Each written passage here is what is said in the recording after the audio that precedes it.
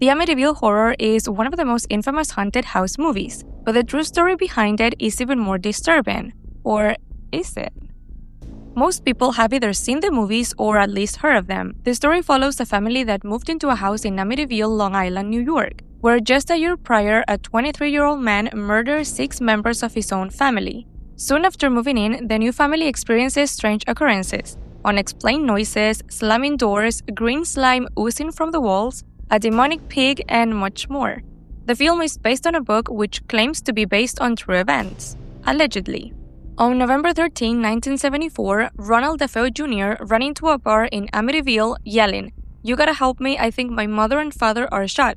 And when police arrived at 112 Ocean Avenue, they found his parents and 4 siblings all dead in their beds, shot around 3 a.m. Initially, DeFeo blamed a mob hitman, but inconsistencies in his story led to his confession the next day. He admitted to the murders, saying, "Once I started, I just couldn't stop. It went so fast." He detailed how he disposed of evidence and then went to work as if nothing happened. At his trial on October 1975, DeFeo's lawyer attempted an insanity defense, claiming DeFeo had no memory of the killings. The prosecution, however, argued that while DeFeo used heroin and LSD, he had antisocial personality disorder and was fully aware of his actions. So on November 21, 1975, he was found guilty and sentenced to 6 consecutive 25 to life terms. This case was super controversial as several details raised questions. All victims were found laying down in bed with no signs of struggle. The rifle used had no sound suppressor, yet no one in the house nor the neighbors heard anything, and no evidence showed the victims were sedated despite DeFeo's claim that he had drugged his family. Over the years, DeFeo changed his story multiple times, blaming his sister, a mysterious brother-in-law who didn't exist, and even an unknown assailant. So his ever-changing account made it impossible to know the full truth. DeFeo died on March 12, 2021 at the age of 69, and his official cause of death has never been publicly released.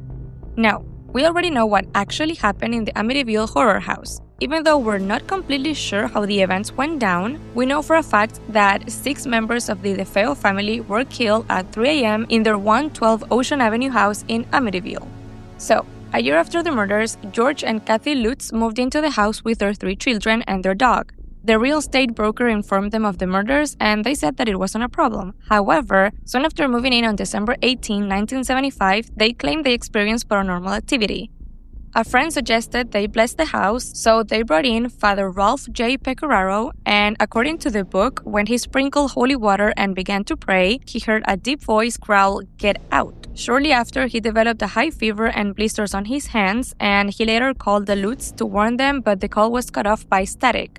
The Lutzes described horrible experiences like doors and windows slamming, voices whispering, green slime oozing from keyholes, a creepy red room in the basement, and an entity resembling a demonic pig named Jody, who the youngest daughter used to play with. George allegedly woke up at 3:15 every night, so that's around the time of the murders, and after just 28 days, they fled the house, leaving all of their belongings behind. They later recorded 45 hours of recollections, which became the basis of the Amityville Horror book by J. Ensign.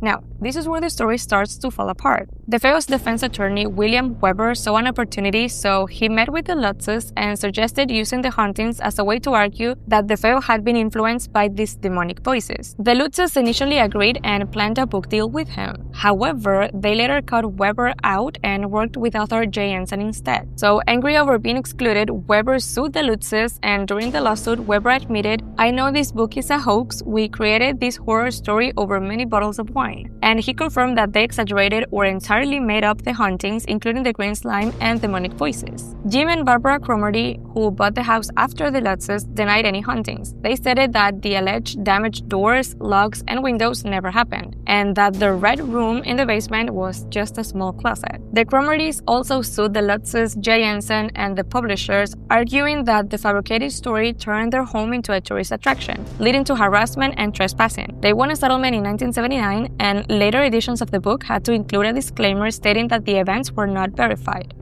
Father Pecoraro later denied parts of the story, stating in an affidavit that his only contact with the Lutzes was via phone, but in some versions he stated that he did visit the house but never witnessed anything unusual. The book also falsely claimed that the house was built on Native American burial grounds where the mentally ill were abandoned, but this was rejected by local Shinnecock tribes.